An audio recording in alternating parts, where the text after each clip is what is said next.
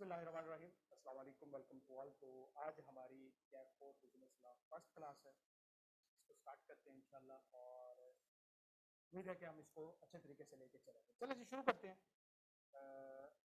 हमारा थोड़ा सा पहले आइडिया लेते हैं, इंट्रो लेते हैं लॉ के बारे में। देखो बेटा, पहले ये कंबाइंड सब्जेक्ट हुआ करता था, आप सबको पता है। बिजनेस लॉ और कंपनी लॉ जो है ये दोनों सेम पेपर हुआ करते थे, लेकिन अब उसको सेपरेट कर दिया गया है बिजनेस लॉ को और कंपनी लॉ को। तो लिहाजा अब जाहिर सी बात है, हमें इस चीज़ का आइडिया है कि यहाँ पे चीज़ें काफ़ी हद तक डिफरेंट भी हैं, काफ़ी सारी चीज़ें ऐड हुई हैं यहाँ पे, तो लिहाजा ये पूरा सिलेबस बन। इसके अलावा यहाँ पे अब तक जो है वो आई कैप का मॉडल पेपर जो हमारे पास आया है, उससे हमें इसके पेपर पैटर्न का अंदाजा होता है कि भाई आने वाले टाइम में इसका पेपर कैसा होगा। बच्चे कंफ्यूज थे कि क्या उसमें एमसीक्यू शामिल हैं या नहीं है।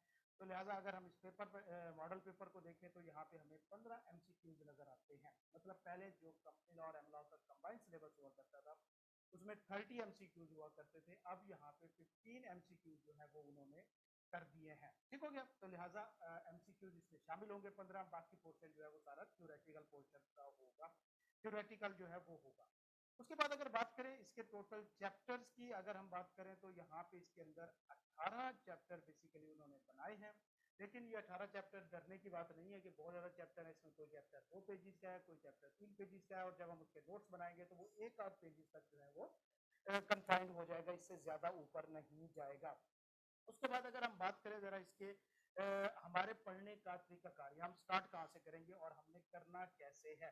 तो बेटा सबसे पहले हम चैप्टर 1 को ही करेंगे, एक इंट्रो लेंगे। इंट्रो करने के बाद हम डायरेक्टली जो है वो अपना निगोशिएबल इंस्ट्रूमेंट के ऊपर जंप कर जाएंगे और उसके बाद फिर पार्टनरशिप करेंगे, अदर बिजनेस लॉज करेंगे, फिर हम कॉन्ट्रैक्ट एक्ट के ऊपर आएंगे। तो बेटा देखो 52 नंबर का मतलब 35 टू 52 नंबर का जो वेटेज है वो आई कैप ने एलोकेट किया है अदर बिजनेस लॉज को। 35 टू 52 मार्क्स का जो वेटेज है वो अदर बिजनेस लॉज को एलोकेट किया गया है। तो हमारी कोशिश है कि पहले हम इसको पक्का करें और उसके बाद फिर हम मूव करें अपने कॉन्ट्रैक्ट एक्ट के ऊपर, एसेंशियल एंड परफॉर्मेंस वगैरह वाले जो टॉपिक है हम इसके ऊपर मूव करेंगे।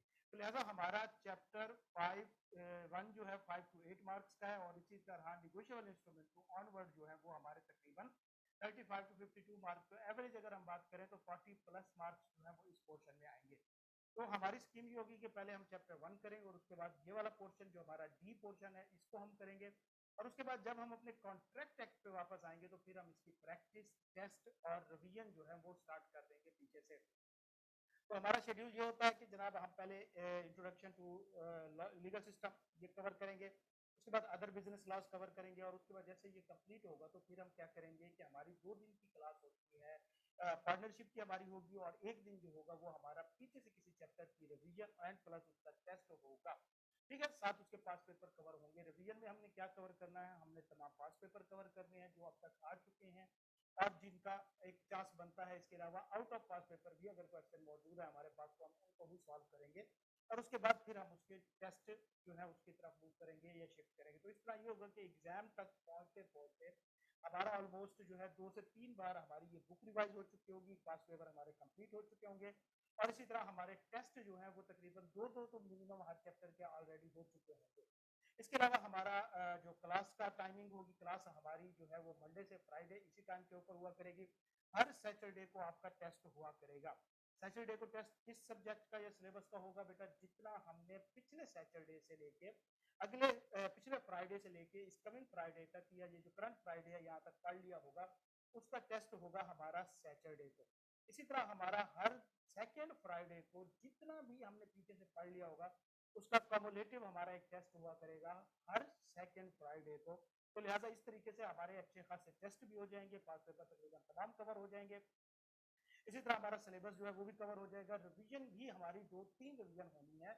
इस तरह हमारी रिवीजन होती है नॉर्मली ये है कि एक तो ये हमारा रेगुलर बैच है, ये चल पड़ा, ठीक हो गया, इसमें तो आपने साथ साथ पढ़ते जाना है। लेकिन उसके बाद क्या होना है कि जैसे ही हमारा पोस्ट रिजल्ट बैच स्टार्ट होगा तो आप लोग उसमें भी पार्टिसिपेट कर सकते हैं और आपकी रिवीजन जो है वहाँ पे एक किस्म की स्टार्ट हो जाएगी। इसके बाद बेटा हमारा लास्ट में 30 डेज का एक और रिवीजन बैच स्टार्ट होता है। तो जो रोज स्टूडेंट होते हैं रेगुलर वाले या पोस्ट रिजल्ट वाले, वो उसमें भी पार्टिसिपेट कर सकते हैं और उसमें भी आपकी रिवीजन जो है वो हो जाएगी साथ में। इसी तरह फिर हम लास्ट जो हमारे 6-7 दिन बचते हैं उसके अंदर हम इंपॉर्टेंट टॉपिक एक बार फिर से रिवीजन करते हैं। तो 3-4 बार हमारी रिवीजन होती है, 5 पेपर कवर होते हैं और इसी तरह हमारी तैयारी जो है वो एक अच्छी खासी हो जाती है।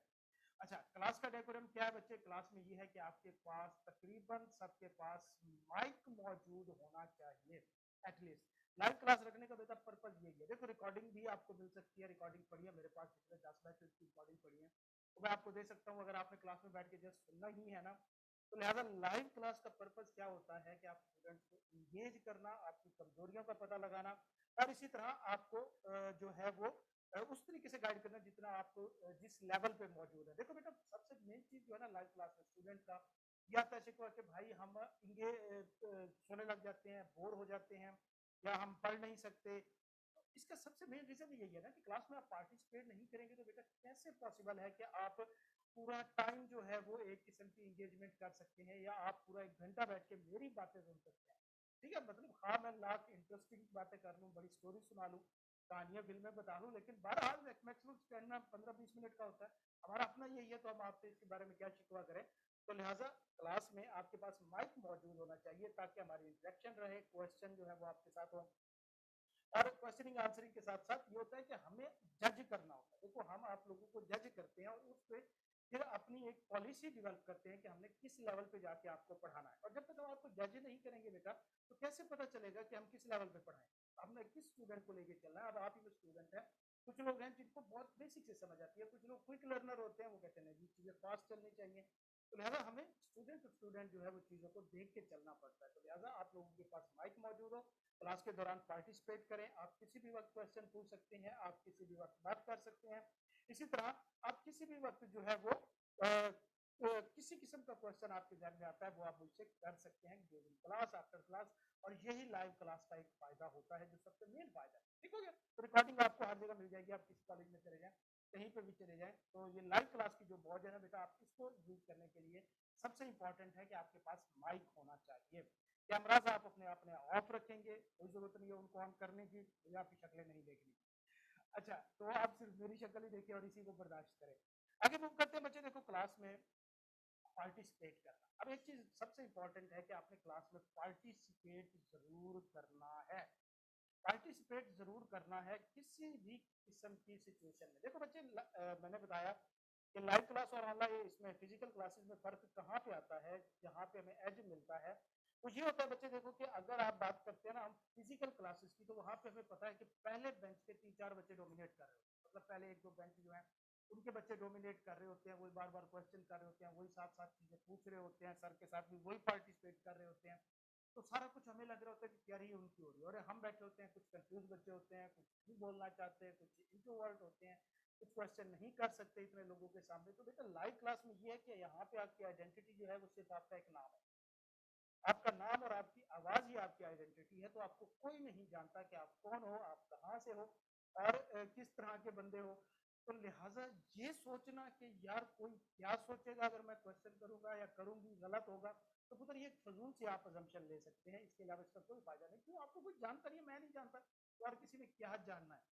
ठीक है, तो लिहाजा खुल के क्वेश्चन करने हैं, जो बोंगिया मार सकते हैं मार नहीं है, लेकिन मैं बल्कि आपको इंकरेज करूंगा कि आप अगर बोंगिया मार सकते हैं तो वो ज्यादा अच्छा होता है, क्योंकि उससे कंसेप्ट ज्यादा क्लियर होते हैं और मुझे भी आपकी क्लास लगाने का थोड़ा सा मौका मिल जाता है। ठीक हो गया? तो लिहाजा क्लास में मस्ट पार्टिसिपेट करना है। आपको यहाँ पे कोई नहीं जानता, अगर आपने कुछ गलत पूछ लिया, उल्टा सीधा पूछ लिया, कोई फर्क नहीं पड़ता। यू जस्ट क्या कहते हैं, आपने अपना क्वेश्चन जो है उसको क्लियर करना है, अपनी कंफ्यूजन क्लियर करनी है। क्योंकि खुदा ना खास्ता पुत्र अगर आपका पेपर रह गया तो 6 महीने आपके वेस्ट होने हैं। जिन लोगों ने कुछ कहना था उनको कुछ भी फर्क नहीं पड़ता, उनका क्या जाना। तो लिहाजा अपने 6 महीने सेव करें, अपनी कॉस्ट सेव करें, अपने आप को सेव करें और क्लास में पूरी तरीके से इंगेज हों। ठीक हो गया? आप किसी किस्म का क्वेश्चन पूछ सकते हैं, हम आपको ये आंसर नहीं मिलेगा कि भाई ये लॉ है तो लॉ लॉ नहीं, हर चीज लॉजिकली करेक्टेड होती है लॉ के अंदर। ओके, इसके बाद मूव करते हैं लॉ के ऊपर। सबसे पहला क्वेश्चन है कि बेटा लॉ के अंदर इतना रिजल्ट कम क्यों आता है? मिसाल के तौर पे 30% बहुत कम होता है जब 30% भी लॉ क्रॉस करते हैं, इससे नीचे रहता है 25%, 28%। तो मैं अक्सर स्टूडेंट से पूछता हूँ कि यार मुझे एक बात बताओ कि ये लॉ का रिजल्ट क्यों इतना कम आता है? तो बच्चे कहते हैं सर, बल्कि मैं आप लोगों से पूछता हूँ, मुझे इस चीज का आंसर करें कि आपके ख्याल में लॉ का रिजल्ट इतना कम क्यों रहता है? आंसर करें जल्दी से। अगर माइक है तो माइक में आंसर करें, नहीं तो आप चैट में लिख सकते हैं। होम। बच्चे पहले तो आप अपना नाम मुझे बताए ना। मानूर।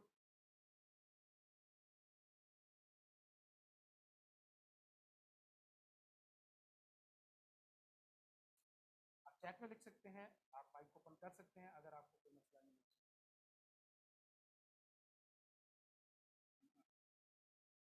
अच्छा सजाद बच्चे, ओके।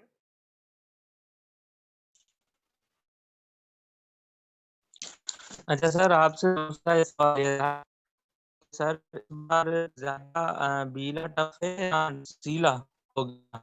मेरे टफ के हिसाब से अगर देखा जाए तो सीला थोड़ा सा ज्यादा टफ है। एक वजह यह है कि वहां पे उसमें क्रैमिंग ज्यादा है। मतलब सी लॉ में आप कह सकते हैं कि कंसेप्ट के लॉजिक कम है, क्रैमिंग ज्यादा होती है। वहां पे चीजें आपसे रट्टा आपको ज्यादा लगाना पड़ता है, आपको चीजें याद ज्यादा करनी पड़ती हैं। जब कैमला में देखा जाए तो यहाँ पे कंसेप्ट ज्यादा है, ये इंटरेस्टिंग ज्यादा है। सीला थोड़ा सा बोरिंग है, एमला थोड़ा सा इंटरेस्टिंग है। एक चीज दूसरे नंबर पे अगर टफनेस ऑफ दो लेवल्स है ना, देखो बेटा आपके लिए टफ कंसेप्ट हो सकता है, किसी के लिए टफ रट्टा मारना हो सकता है। तो भाई रट्टे वाले स्टूडेंट्स के लिए जो है वो सीला बेस्ट है, कंसेप्ट वालों के लिए एमला बेस्ट है। सिंपल सी बात है। अच्छा चलो जी। तो मैं क्वेश्चन पूछता था कि सर बच्चे पेपर पास क्यों नहीं करते, इतना रिजल्ट लॉ में कम क्यों आता है? तो कुछ कहते सर बच्चे पढ़ते नहीं है, कुछ कहते थे क्या है क्या है। तो मेरा एक आंसर होता था कि यार क्या सिर्फ लॉ ही नहीं बच्चे पढ़ते? क्या मतलब इसने पुप्पी मारी है कुछ बच्चों की यार, मतलब लॉ ही नहीं पढ़ते इसी में रिजल्ट इतना कम आता है? नहीं बेटा, ऐसा नहीं होता। उसकी वजह ये है कि जो लॉ का पेपर है इसके अंदर नॉलेज जो है वो आपका जस्ट 30% मैटर करता है। मतलब आपने जो बुक पढ़नी है, जो इसको रट्टा लगाना है, ये आपका जस्ट 30% मैटर करेगा, इससे ज्यादा ये मैटर नहीं करता, इससे ज्यादा ये इंपॉर्टेंट नहीं है। इसी वजह से तो 30% मतलब जो है वो अगर आप देखें प्रेशर हैंडलिंग वगैरह, ठीक है यार, ये चीजें हर सब्जेक्ट में प्रेशर होता है, सीए का कौन सा सब्जेक्ट जो है वो प्रेशर फ्री है। अच्छा अब यहाँ पे जो चीज आती है बेटा देखो कि जो नॉलेज है वो तकरीबन 38% मैटर करता है, बाकी मैटर करता है इसके अंदर आपका कंसेप्चुअल स्ट्रेंथ जो है, आप किस तरह क्वेश्चन की अंडरस्टैंड करते हैं। इसी तरह उसके बाद आपके क्वेश्चन पे आंसर पेपर की ड्राफ्टिंग, आपकी ड्राफ्टिंग, आपकी प्रेजेंटेशन, आप आंसर ड्राफ्ट कैसे करते हो, आप आंसर को लॉजिकली क्वेश्चन के साथ कनेक्ट कैसे करते हो, ये सबसे ज्यादा मैटर करता है कि आप क्वेश्चन को आंसर कैसे करते हो। ये चीज देखो बेटा, क्वेश्चन पेपर में जब आप जाएंगे ना, पहला काम है क्वेश्चन आइडेंटिफाई कर, अंडरस्टैंड कर। अगर आपने वो अंडरस्टैंड कर लिया, आपका 40% क्वेश्चन सॉल्व है। मतलब आप ये आइडेंटिफाई कर लेते हैं कि ये प्रॉब्लम कहाँ पे है, ये क्वेश्चन किस टॉपिक में से है और इसका कहाँ कहाँ से कनेक्शन बन रहा है, तो आपका 40% क्वेश्चन सॉल्व हो जाता है। और उसके बाद तकरीबन जो रिमेनिंग 30 या 40% है वो है उसकी ड्राफ्टिंग। आपने आंसर ड्राफ्ट कैसे करना है, आप चीजों को लॉजिकली कनेक्ट कैसे करोगे, आप उनका कनेक्शन कैसे क्रिएट करते हो क्वेश्चन के साथ, आप बता कैसे सकते हो कि यार ये जो मैं आंसर दे रहा हूँ इसी क्वेश्चन का है। तो ये होता है सर सारे आंसर ठीक है, भाई आंसर ठीक है, क्वेश्चन गलत है फिर इसका मतलब है। तो लिहाजा जो 70% चीज मैटर करती है लॉ के पेपर में वो है आपकी लॉजिकल स्ट्रेंथ जो है, कंसेप्चुअल स्ट्रेंथ जो है, उसके बाद आपकी प्रेजेंटेशन, आपकी ड्राफ्टिंग, और फिर उसके बाद आपके आंसर जो है उसको करने की जो टेक्निक है, ये इसके अंदर मैटर करती है।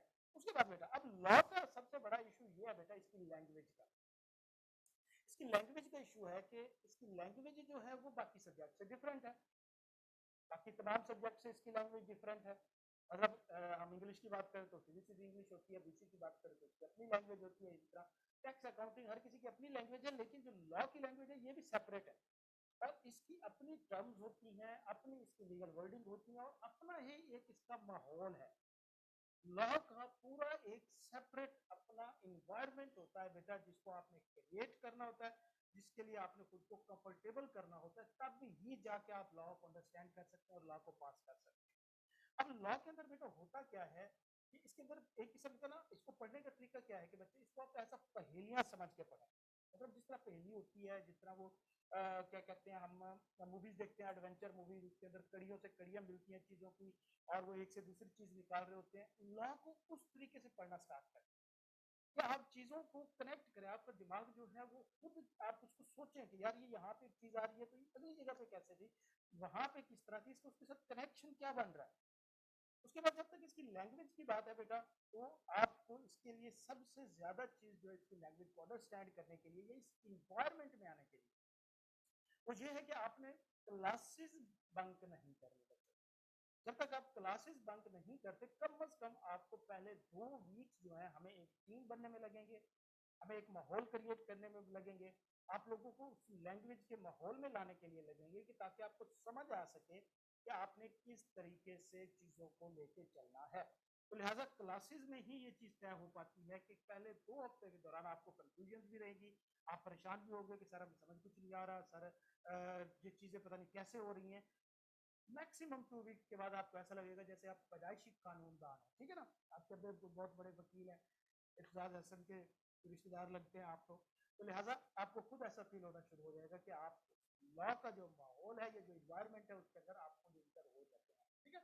लेकिन इसमें परेशान नहीं होना, आप किसी भी वक्त एनी टाइम आप मुझसे क्वेश्चन कर सकते हैं, आपको उसका आंसर किसी भी वक्त मिलेगा। ठीक हो गया बच्चे, क्लियर है सबको यहाँ तक? ये हमारा थोड़ा सा इंट्रोडक्शन था। इसमें किसी का कोई क्वेश्चन, सजाद, मानूर, शफकत, कोई क्वेश्चन इसके अंदर आप मुझसे पूछ सकते हैं अभी यहाँ पे, फिर हम अपनी क्लास को आगे स्टार्ट करते हैं और आज के टॉपिक को लेकर।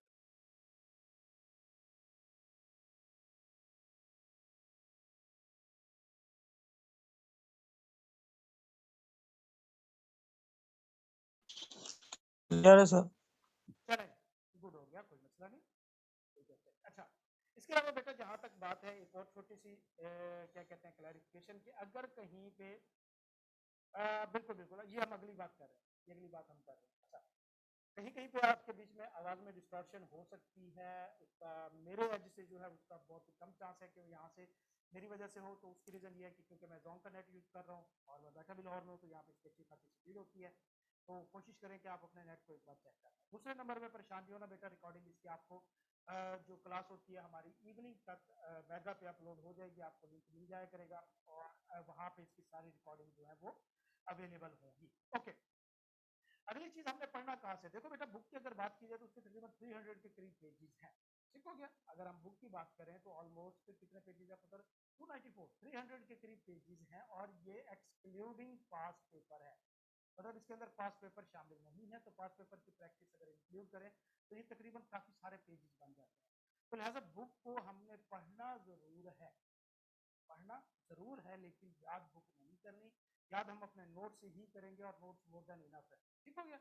तो लिहाजा आपको ये चीज अंडरस्टैंड करनी है कि भाई हमें पढ़ना क्या है और हमें याद क्या करना है, तो ये चीज ध्यान में रख लें पुत्र, हमें बुक लाजमी पढ़नी पड़ेगी।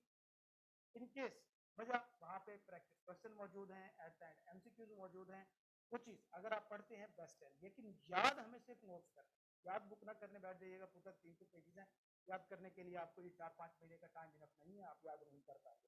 तो लिहाजा याद आपने हमेशा नोट से करना है, जो चैप्टर हम नोट से करेंगे वो भी मैं आपको बता दूंगा, जो चैप्टर हमने बुक से करने होंगे वो हम बुक से भी कर लेंगे। आवाज मेरी क्लियर है या स्लो है? शफकत, सजाद, आवाज क्लियर है या स्लो है?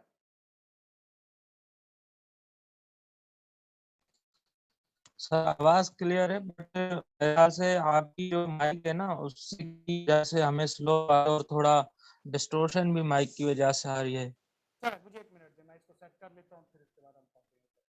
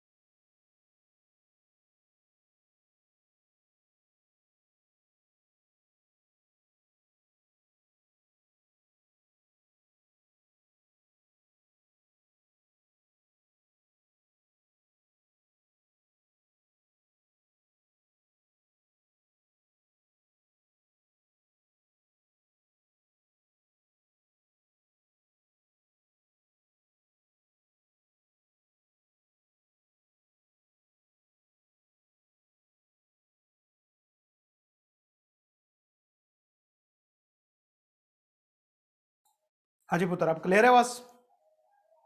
बेहतर है कुछ महानूर पुत्र? जी बिल्कुल, अभी बिल्कुल परफेक्ट है। चलें जी, गुड हो गया। मैं थोड़ी सी सेटिंग वगैरह चेंज कर लिए, कोई ज़रूरत। अच्छा, ओके जी। तो लिहाजा हम पढ़ेंगे जनाब, इसको क्या कहते हैं कि अपने नोट से, और जो याद हमने करना होगा वो हम करेंगे अपने नोट से, पढ़ेंगे हम बुक को रिवीजन के तौर पे। मिसाल के तौर पे जिस तरह हमारा कोई टॉपिक होता है, आप बाद में इसकी रिवीजन अगर करना चाहते हैं, आप पढ़ना चाहते हैं, तो वो बिल्कुल जी, पुराना वाला वही है तकरीबन। पहले 10 चैप्टर वही हैं या डिफरेंट है बेटा? तकरीबन वही है। हाँ, इसमें अब देखो मेरी बात सुने, पुराना जो है वो वैसे का वैसे मौजूद है, एज इट इज़ मौजूद है।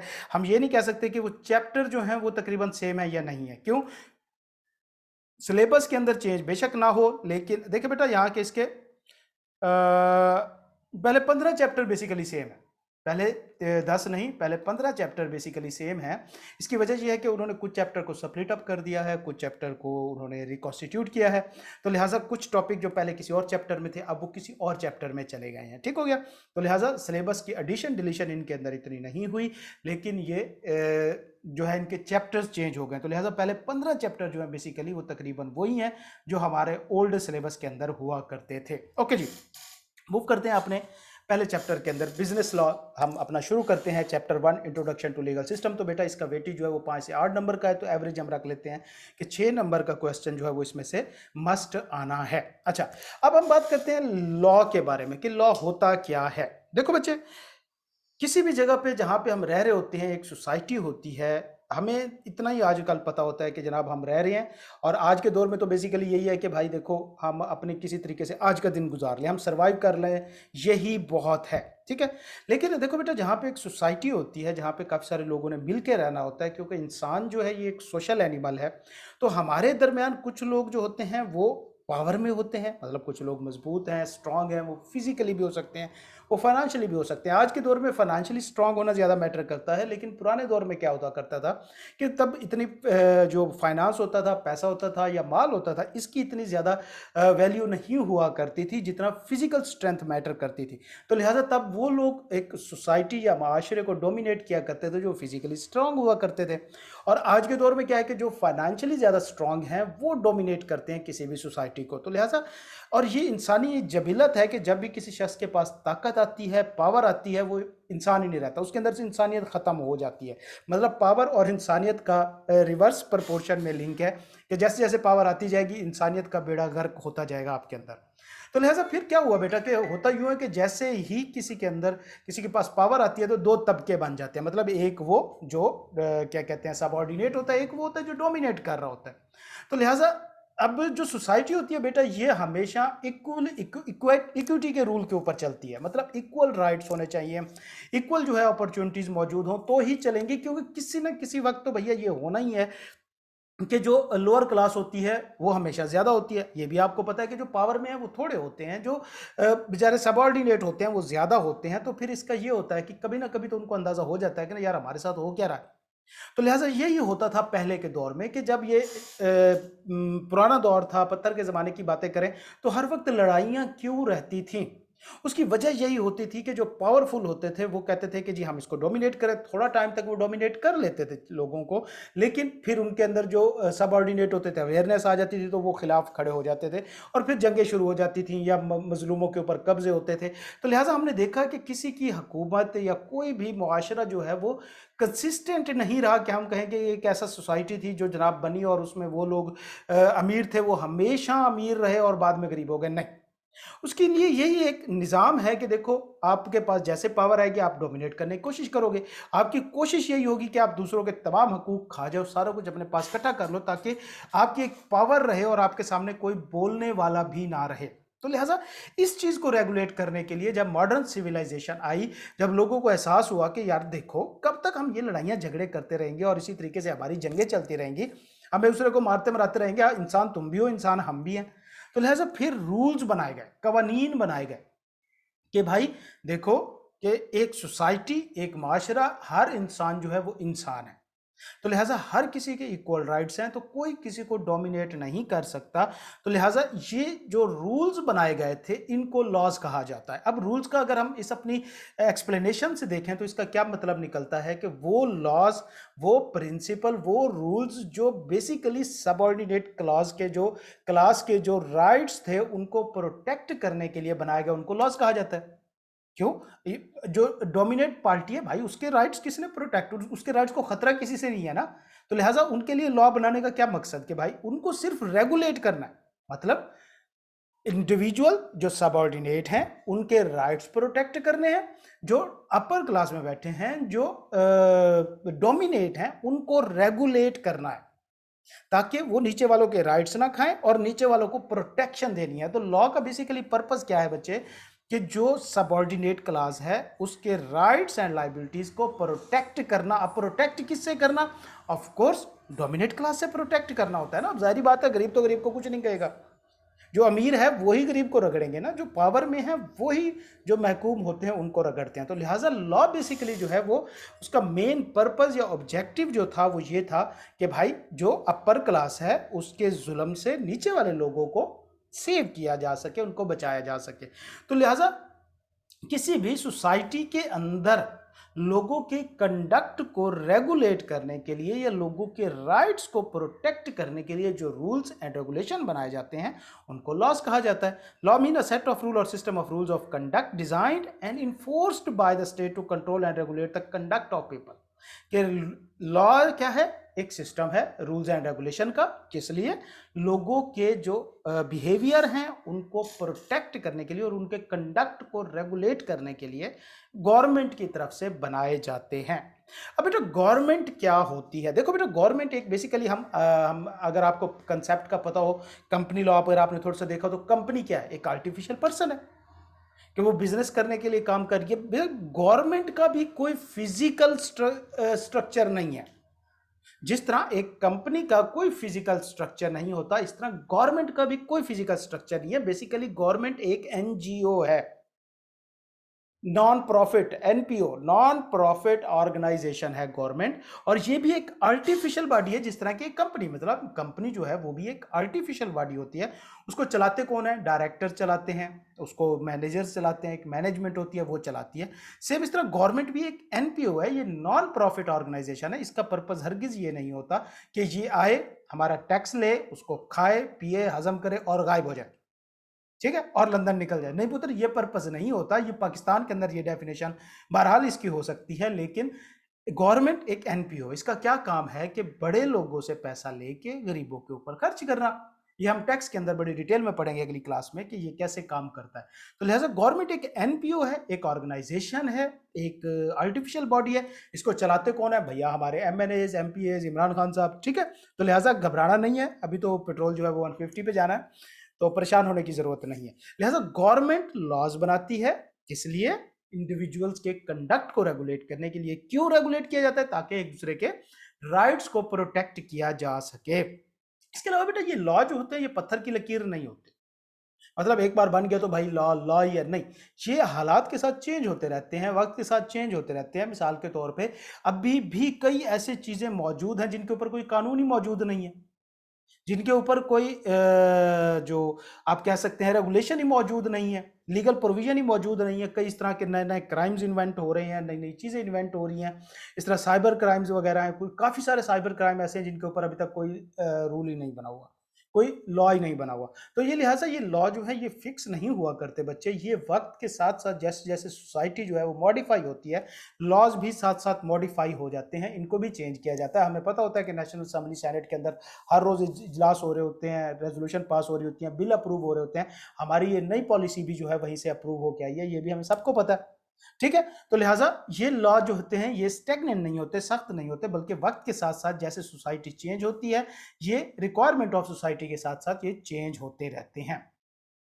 अब बेटा हम पढ़ रहे हैं बिजनेस लॉ, जिसको मर्केंटाइल लॉ भी कहा जाता है। अब ये क्या है? देखो बेटा हमारा जो लॉ है ना, पाकिस्तान का लॉ, बहुत बड़ा, मतलब उसकी कई ब्रांचेज हैं, उसके अंदर सिविल लॉज आते हैं, उसके अंदर क्रिमिनल लॉज आते हैं, फिर हर सिविल लॉ के डिफरेंट एस्पेक्ट हैं, कंपनी लॉ उसके अंदर आता है, मर्केंटाइल लॉ उसके अंदर आता है, इस तरह निगोशिएबल इंस्ट्रूमेंट वगैरह ये सारी चीजें उसी के अंदर आती हैं। इसी तरह दूसरी साइड पर क्रिमिनल लॉज की तरफ चला जाए तो उसके अंदर पाकिस्तान पिनल कोड वगैरह आ जाता है, जिसके अंदर पनिशमेंट्स वगैरह का कंसेप्ट होता है।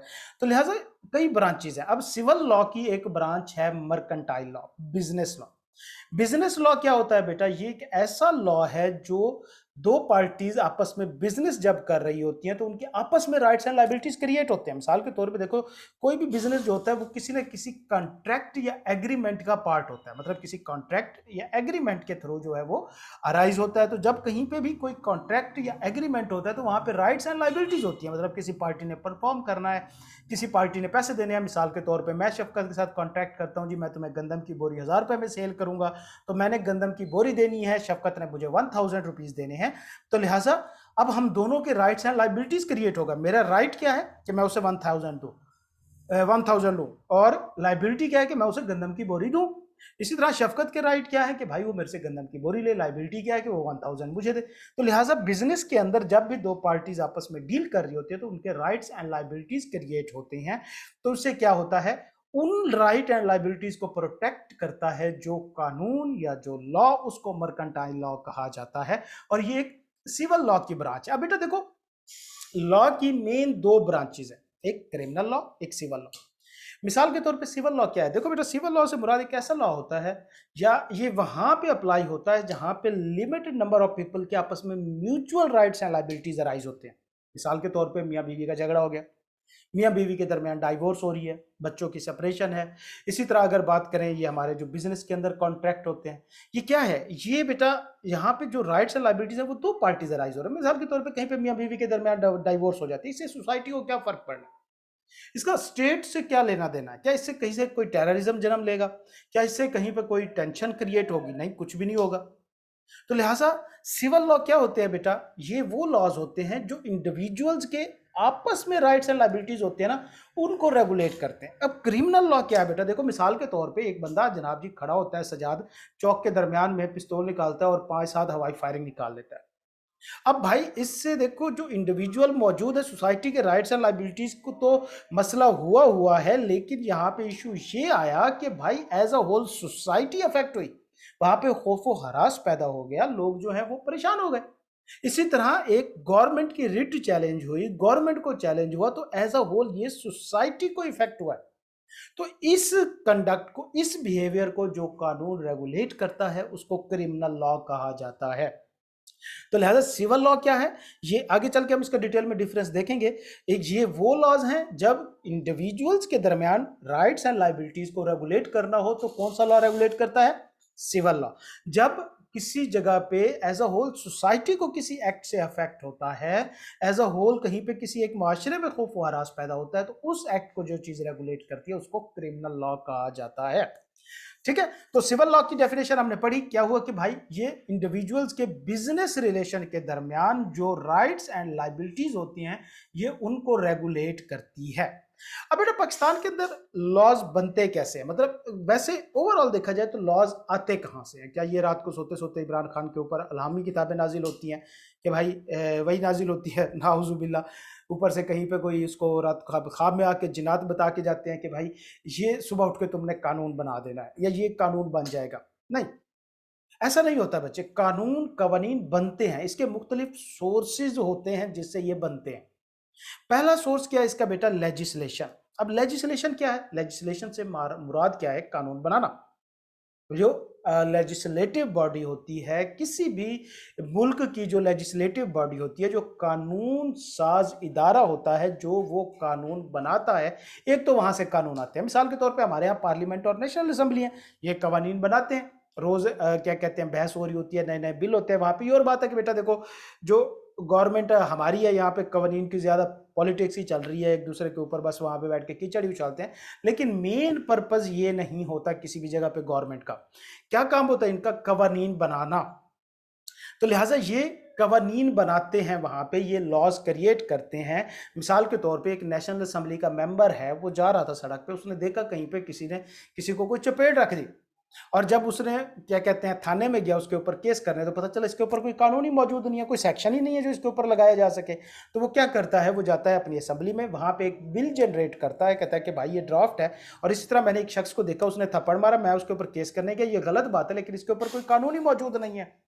तो लिहाजा क्या होगा कि फिर उस असेंबली में उस बिल के ऊपर कानून बनाया जाएगा, मतलब उसको लिखा जाएगा, पढ़ा जाएगा, तमाम मेंबर उसको देखेंगे, उसे पास करेंगे, तो फिर वो कानून बन जाता है। तो एक तरीका तो ये है लेजिस्लेशन का, मतलब जो हमारी नेशनल असेंबली एंड पार्लियामेंट, ये दो इदारे हैं, national assembly and senate. Parliament के दो इदारे हैं, पार्लियामेंट में एक सिंगल कहा जाता है कि भाई ये एक पार्लियामेंट है, इसके दो इदारे होते हैं बेटा, जिसको नेशनल असेंबली कहा जाता है और दूसरा सेनेट होता है। तो लिहाजा इनके अंदर जो बिल बन के पास होता है, जो कानून बनता है, उसको कहा जाता है लेजिस्लेशन। इस प्रोसेस को लेजिस्लेशन कहा जाता है। तो एक तरीकाकार तो यह है कि कानून बनाया जाए, खुद बनाया जाए। दूसरा बेटा तरीकाकार क्या है, प्रेसिडेंट। प्रेसिडेंट क्या होता है, प्रेसिडेंट से मुराद होता है बेटा किसी भी अपर कोर्ट का। देखो अब मैंने अभी आपको बताया, हमने ऊपर भी पढ़ा कि हमारे जो ये लॉज हैं ये 100% कवर नहीं करते, मतलब 100% हमारी सोसाइटी के जो मैटर्स हैं उनको कवर नहीं करते। अब अभी कई ऐसे मामलात होंगे, कोई ऐसी गलत चीज़ें होंगी जहाँ के पे कोई कानून ही मौजूद नहीं होगा, तो लिहाजा वहाँ पे कोई कानून मौजूद नहीं है। अब इसका मतलब ये नहीं है कि कानून मौजूद नहीं है तो आप एक्सप्लॉइट करते रहो। भाई किसी को चपेड़ लगाने के ऊपर कोई कानून मौजूद नहीं है तो इसका मतलब ये नहीं कि सुबह शाम तुम चपेड़े ही लगाते जाओ कि इसके ऊपर केस ही नहीं हो सकता, नहीं। फिर इस पे क्या होता है, अब हमारे यहाँ मेन 3 इदारे हैं, कानूनी 3 इदारे हैं हमारे यहाँ। कौन कौन से, एक तो है हमारी पार्लियामेंट, एक है हमारी कोर्ट और एक है हमारी पुलिस। ये 3 कानूनी इदारे हैं हमारे पाकिस्तान के अंदर, इन तीनों का डिफरेंट काम है। पार्लियामेंट का काम क्या है बेटा, लेजिस्लेशन करना, कानून बनाना। इसके अलावा जो कोर्ट है इसका काम क्या है, इसका काम होता है बेटा इस लॉ की, ये जो लॉ बनाया है पार्लियामेंट ने, इसकी इंटरप्रिटेशन करना, मतलब इसको एक्सप्लेन करना। जिस तरह हम लॉ पढ़ रहे हैं, भाई खुद पढ़ लो, इंग्लिश लिखी है ना, मैं क्या कर रहा हूं, मैं बेसिकली इसको इंटरप्रेट कर रहा हूं, मैं आप इसको एक्सप्लेन करके बता रहा हूं, मैं आपको इसको समझा रहा हूं। तो सेम इसी तरह लॉ जो है वो बन जाता है, लेकिन उसकी इंटरप्रिटेशन जो है वो कोर्ट करती है। और पुलिस का काम क्या है, लॉ को इंप्लीमेंट करना। इंप्लीमेंटेशन ऑफ लॉ जो है ये पुलिस का काम होता है। तो लिहाजा 3 इदारे हैं, पार्लियामेंट, कोर्ट एंड पुलिस, तीनों का अपना अपना काम है। अब पार्लियामेंट ने कानून बना दिया, कोर्ट ने उसकी इंटरप्रिटेशन करनी है और जो ऑर्डर कोर्ट देगी पुलिस उसको इंप्लीमेंट कर लेगी। अब मैंने अभी बताया कि भाई मिसाल के तौर पे चपेड़ लगाने के ऊपर कोई कानून मौजूद नहीं है, तो इसका मतलब ये नहीं कि सुबह शाम तुम अपने फ्रेंड को कूटते ही रहो, नहीं। अब जाएगा वो केस करेगा, केस हो गया, भाई मसला ये है कि भाई इसके ऊपर कौन सा सेक्शन लगाया जाए, अब क्या ये काम गलत है या नहीं है, क्या इसके ऊपर कोई कानून लगता है या नहीं लगता। तो फिर ये क्या करते हैं, जिस कोर्ट में जाएंगे, मिसाल के तौर पे सजाद ने शफकत को चपेड़ लगा दी, बड़ी टिका के लगाई, शफकत जो है वो पुलिस में चला गया, थाने में चला गया, वहां पे जाके पता चला भाई इसके ऊपर कोई कानून ही मौजूद नहीं है। अब भाई वहां पे कोई कानून ही मौजूद नहीं है तो क्या किया जाए, क्या मतलब छोड़ दिया जाए, सजाद को छोड़ दिया जाए, भाई इसने चपेड़ लगाई है तो कोई नहीं, कोई कानून नहीं। फिर क्या करेंगे, ये अदालत में जाएंगे। अब अदालत जो है वो डिसाइड करेगी कि भाई ये काम, इसके ऊपर कानून तो मौजूद नहीं है, लेकिन क्या है कि अदालत इसके ऊपर वर्डिंग दे सकती है ना, आखिर उसके पास ये अथॉरिटी है। तो अदालत क्या करेगी, वो डिसाइड करेगी ये काम कितना गलत था, सजाद को कितनी पेनल्टी लगनी चाहिए, वगैरह वगैरह वगैरह। अब ये एक रूल बन जाएगा, ये एक रूल बन जाएगा तमाम सबऑर्डिनेट कोर्ट के लिए। मिसाल के तौर पे सबसे ऊपर होती है सुप्रीम कोर्ट, उसके नीचे होती है हाई कोर्ट, फिर उसके नीचे डिस्ट्रिक्ट कोर्ट, सेशन कोर्ट वगैरह वगैरह आती है। सुप्रीम कोर्ट के अंदर डिसीजन हुआ कि भाई चपेड़ लगाना गलत काम है, सजाद जो है इतनी उसने फोर्स के साथ शफकत को चपेड़ कराई है, तो भाई ये 2 लाख रुपए फाइन जो है ये जमा करा दे, ये शफकत को दे दे। अब ये वाला फैसला बेसिकली किसी कानून के तहत नहीं है, कोई कानून नहीं था, हमने पढ़ा, लेकिन अगर सुप्रीम कोर्ट ने यह फैसला दे दिया तो ये नीचे वाली तमाम कोर्ट्स के लिए लॉ बन जाएगा ये फैसला। मतलब कल को हाई कोर्ट में इस तरह का कोई डिसीजन जाता है तो हाई कोर्ट बाउंड होगी सुप्रीम कोर्ट के फैसले को देखने के लिए कि जिस तरह सुप्रीम कोर्ट ने वो वर्डिक्ट दिया उसके मुताबिक फैसला करे। इसी तरह हाई कोर्ट से नीचे जितनी भी सुप्रीम कोर्ट से नीचे वाली जितनी होंगी उनके ऊपर ये फैसला बाइंडिंग होगा। इसको प्रेसिडेंट कहा जाता है। तो प्रेसिडेंट के से मुराद क्या होता है? एक मिसाल सेट कर देना, एक नमूना सेट कर देना, एक आप कह सकते हैं कि रूल सेट कर देना। तो लिहाजा प्रेसिडेंट क्या होते हैं? ये बेटा अपर कोर्ट के फैसले होते हैं किसी भी केस के ऊपर जो लोअर कोर्ट के ऊपर अप्लाइड होते हैं। तो लिहाजा ये डिसीजन क्या होते हैं? प्रेसिडेंट क्या होते हैं? डिसीजन ऑफ द कोर्ट होते हैं। ये बाइंडिंग किन के ऊपर होंगे? लोअर कोर्ट्स के ऊपर बाइंडिंग होंगे, अपर कोर्ट्स के ऊपर बाइंडिंग नहीं होंगे। मिसाल के तौर पे एक हाई कोर्ट ने प्रेसिडेंट सेट किया, किसी मामले में कोई केस था, यही चपेट कराने वाला केस था, ये केस सुप्रीम कोर्ट में नहीं गया बल्कि हाई कोर्ट में चला गया, हाई कोर्ट ने फैसला दिया। तो अब ये जो फैसला है हाई कोर्ट का, ये प्रेसिडेंट होगा उसकी नीचे वाली कोर्ट के लिए, district court, session court, civil court, इनके ऊपर ये बाइंडिंग होगा, सुप्रीम कोर्ट के ऊपर ये बाइंडिंग नहीं होगा। तो लिहाजा प्रेसिडेंट क्या होता है? डिसीजन ऑफ द कोर्ट होता है। किनके ऊपर अप्लाई होता है? ये अपर कोर्ट के ऊपर अप्लाई नहीं होता, लोअर कोर्ट जो होंगी, जितनी भी उससे नीचे सबऑर्डिनेट कोर्ट होंगी, अदालतें होंगी, उनके ऊपर ये बाइंडिंग होगा। तो इसको प्रेसिडेंट कहा जाता है। यहां तक क्लियर है बच्चे सबको? है जी? यहां तक क्वेश्चन कोई? ओके, सजाद, मानूर, शफकत।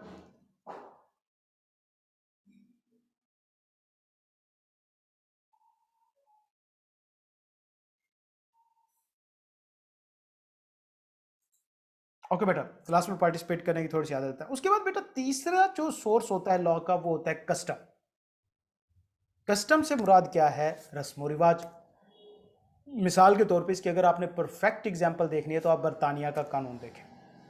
ब्रिटिश लॉ रिटन है ही नहीं, मतलब वहां पे उनकी रिवायात ही उनका कानून बन चुकी है। मतलब जो रिवायतें उनकी चली आ रही हैं उनके बुजुर्गों के दौर से, वही बन चुकी है। अब पाकिस्तान के अंदर रिवायात कस्टम से क्या मुराद है? शरीयत लॉस, जो हमारे इस्लामी लॉज हैं, अब उनको क्या और क्या क्यों ना मांगे। देखो यार, हम एक इस्लामी रियासत है और हमारा कानून जो है वो इस्लामी नहीं है, तो ये तो एक दुख की बात है। लेकिन जाहिर सी बात है कि भाई आखिर अंग्रेजों के सारे कानून को हमारे ऊपर तो नहीं लगाना था ना कुछ चलो इस्लामिक टच इसको दे दें।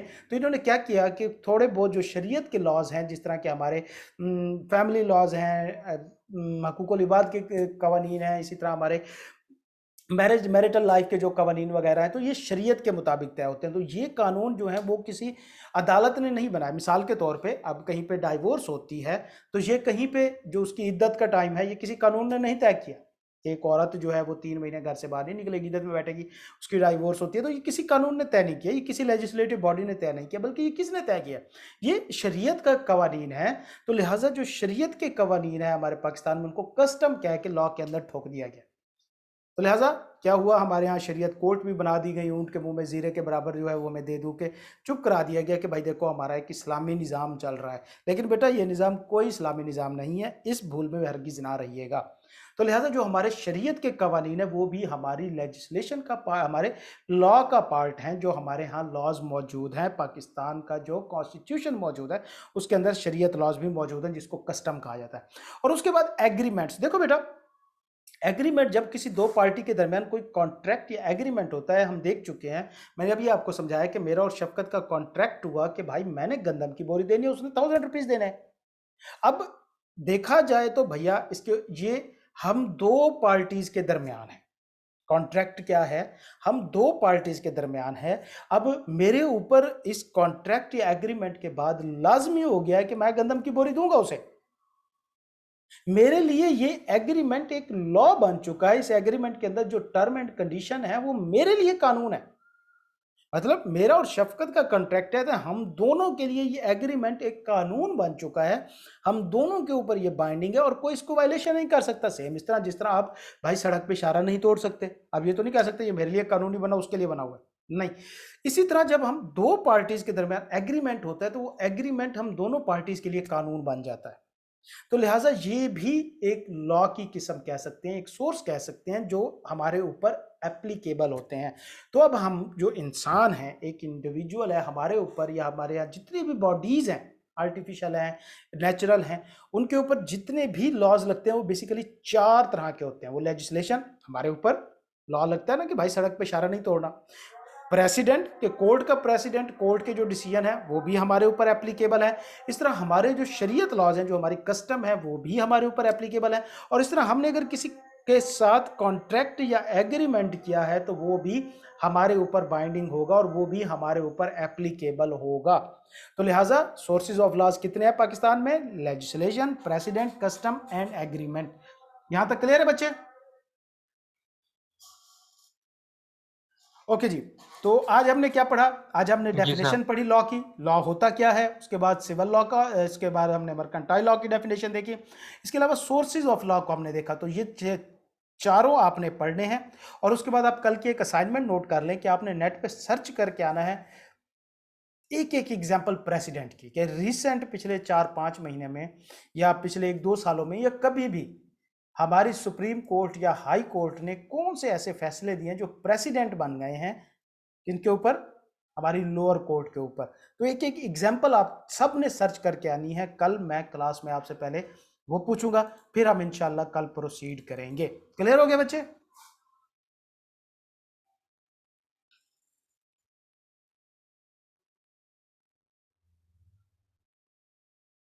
ओके बेटा जी, तो फिर इंशाल्लाह मिलते हैं डन। कल की क्लास में। अगली क्लास टैक्स की इंशाल्लाह। तो अल्लाह ताला आप सबको अपनी हिफ्ज़-ओ-अमान में रखे। अल्लाह हाफिज़।